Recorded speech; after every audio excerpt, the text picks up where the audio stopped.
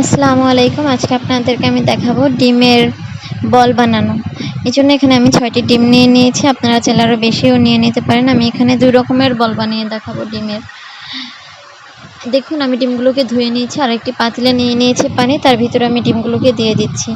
আপনারা অবশ্যই এটা আমার মতনই করবেন, কারণ যদি একটি পাতিলে ডিম নিয়ে তারপরে কলের নিচে রেখে পানি ছাড়েন তাহলে ডিমগুলো ফেটে যাওয়ার চান্স থাকে বেশি, তাই আমি এরকম করে নিয়েছি। আপনারা অবশ্যই এরকম করে নেবেন। এবার আমি ডিমটা সিদ্ধ হওয়ার জন্য চুলোতে বসিয়ে দিলাম। আর এই ফাঁকে আমি একটি রুটি নিয়ে নিয়েছি ব্রেড ক্রাম করার জন্য। একটি 10 টাকা দামের রুটি নিয়ে নিয়েছি, ছিঁড়ে নিলাম রুটিগুলোকে। এবার আমি এগুলোকে একটি পাতিলে নিয়ে ভেজে নেব। আপনাদের কাছে যদি পাউরুটি না থাকে তাহলে অবশ্যই আমার মতন একটি রুটি নিয়ে আসবেন 10 টাকা দিয়ে। এরপরে এভাবে ভেজে ব্রেড ক্রাম তৈরি করে নেবেন। আমি ভেজে নিচ্ছি। এটা ভাজার নিয়ম হয়েছে লাল লাল করে ভেজে নেবেন, তারপরে ব্লেন্ডারে ব্লেন্ড করে নেবেন। দেখুন আমার ডিমগুলো সিদ্ধ করা শেষ। এবার এগুলোকে আমি খোসা ছাড়িয়ে নেব। আমি ডিমের খোসাগুলো ছাড়িয়ে নিয়েছি। এবার একটি গ্রেটারের সাহায্যে ডিমগুলোকে গ্রেট করে নেব। অবশ্যই এখানে ডিমগুলোকে গ্রেট করে নেবেন, হাত দিয়ে ভেঙে নিতে যাবেন না। আর হাত দিয়ে ভেঙে নিলেও হবে, কিন্তু গ্রেট করাটাই ভালো। এবার আমি নিয়ে নিয়েছি 2টো পেঁয়াজ, 4-5টা কাঁচামরিচ, ধনিয়া পাতা। এগুলোকে আমি কুচি কুচি করে কেটে নিব।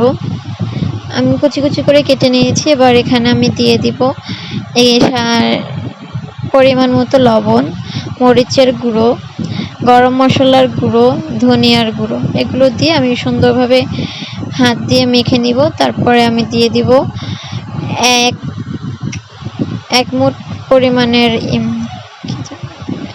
পরিমাণের ভেষন।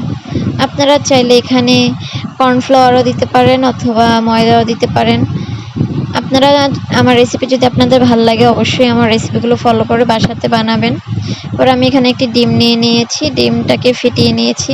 আর এই দেখুন আমি ওই ডিমগুলোকে কীভাবে গোল গোল করে মুড়িয়ে নিয়েছি হাতের সাহায্যে। আমি কিন্তু হাতে কোনো তেল ইউজ করিনি, শুধু ওটাকে এইভাবে হাত দিয়ে চাপ দিলেই গোল হয়ে যাবে। আমি বাকিগুলো অফ ক্যামেরায় করে নিয়েছি আপনাদেরকে দেখানোর জন্য, এটা অন ক্যামেরায় করলাম। এবার বলগুলোকে আমি এই ফ্যাটানো ডিমের মধ্যে নিয়ে তারপরে ব্রেড ক্রামের ভিতরে সুন্দরভাবে মাখিয়ে নিব। তারপর তেলে ছেড়ে ভেজে নেব। লাল লাল করে ভেজে নিতে হবে অবশ্যই। এটা খেতে খুবই দুর্দান্ত হয়। অবশ্যই বাসায় এটা ট্রাই করবেন। আপনারা যদি আমার ফেসবুক থেকে দেখে থাকেন আমার ফেসবুক পেজকে ফলো করে দেবেন। আর ইউটিউব থেকে দেখে থাকলে অবশ্যই সাবস্ক্রাইব করবেন আমার চ্যানেলকে, লাইক করবেন, শেয়ার করবেন আপনাদের প্রিয়জনের সাথে। দেখুন আমি লাল করে ভেজে নিয়েছি, এক পাশ লাল হয়ে গেছে। এরপর আমি উল্টে অন্য পাশে লাল করে নিচ্ছি। এটাকে ঘুরিয়ে ঘুরিয়ে পুরাটাকে লাল করে নেবেন আপনারা ভাজার সময়। এটাকে যদি আপনারা লাল করে না ভাজেন তাহলে কিন্তু খেতে একদমই ভালো লাগবে না আর মজাও পাবেন না। ওগুলোকে আমি রুটির ব্রেড ক্রাম দিয়ে করে নিয়েছিলাম। আর এখানে আমি চিপস নিয়ে নিয়েছি, যে কোনো চিপস নিলেই হবে। আমি কিন্তু আগে ডিমের বলটাকে ডিমের ভিতরে চুবিয়ে নিয়ে তারপরে দেখুন হাত দিয়ে চেপে চেপে চিপসগুলোকে এই বলটার ভিতরে ঢুকিয়ে দিচ্ছি, যাতে খুলে না যায় তেলে দেওয়ার সাথে সাথে। দেখুন এই যে আমি তেলে দিয়ে দিয়েছি, চিপসগুলো কিন্তু খুলেনি। এভাবে আমি সবগুলো চিপসই নিয়ে নিয়েছি। আমি ভেজে তারপরে আপনাদের সামনে পরিবেশন করে দেখাবো। আপনারা অবশ্যই আমার রেসিপিগুলো ফলো করে নেবেন, ফলো করে তারপরে এরপর আমাকে জানাবেন কেমন হয়েছে।